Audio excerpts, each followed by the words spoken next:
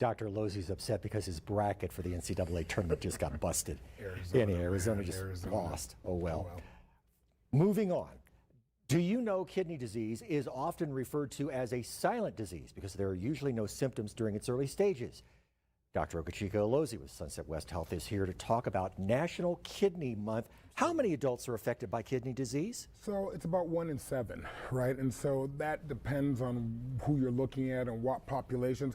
I will say that for me, this is very personal because I was diagnosed with a kidney disease when I was about to start residency called FSGS, and that has affected my life. But again, the older you get, the higher the risk. And it's things that we've talked about before, whether it's diabetes, hypertension, or being overweight, or just age. So what causes chronic kidney disease? A lot of different things can cause it. I will say this. You can see the slide, right? 44% diabetes, 29% high blood pressure. And again, you find it more in racial minorities, African Americans, Hispanics. Age is a huge thing.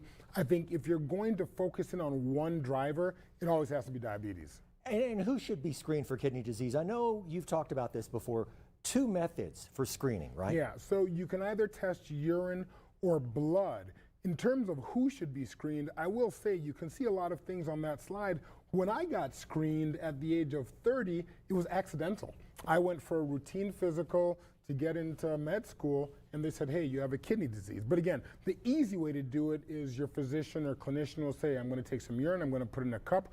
Another way is a blood test that can actually measure your creatinine and something called your glomerular filtration rate. That's a handful. Is that like, well, of course, and then there's the PSA, but that's for prostate. That's for prostate, exactly. Okay. Now, you keep your heart healthy. So how do you keep your kidneys healthy?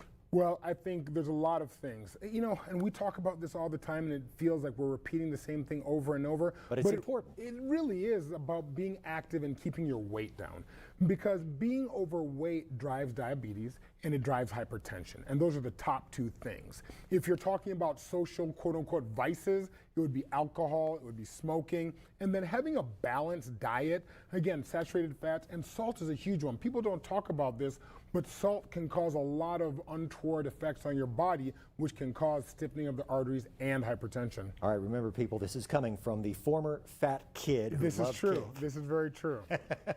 All right, finally, Dr. Alozie, the local resources that are available to folks about kidney disease. It's funny because this slide is, I think we use it all the time. I think the key here for me is if you feel sick, or even if you don't feel sick, right? So it's the silent killer. I really do encourage people to have some sort of primary care, right? And whether it's any of these organizations that are on the screen, the Amigo Kidney Foundation, but again, there's a long list of primary care organizations, either in the private sector, in the federally qualified healthcare sector, a WellMed, whomever it may be. Get in touch with primary care, because if you get primary care, prevention is better than cure. ABC7 medical contributor Dr. Ogechika Alozie, as always, thank you very much for your insight.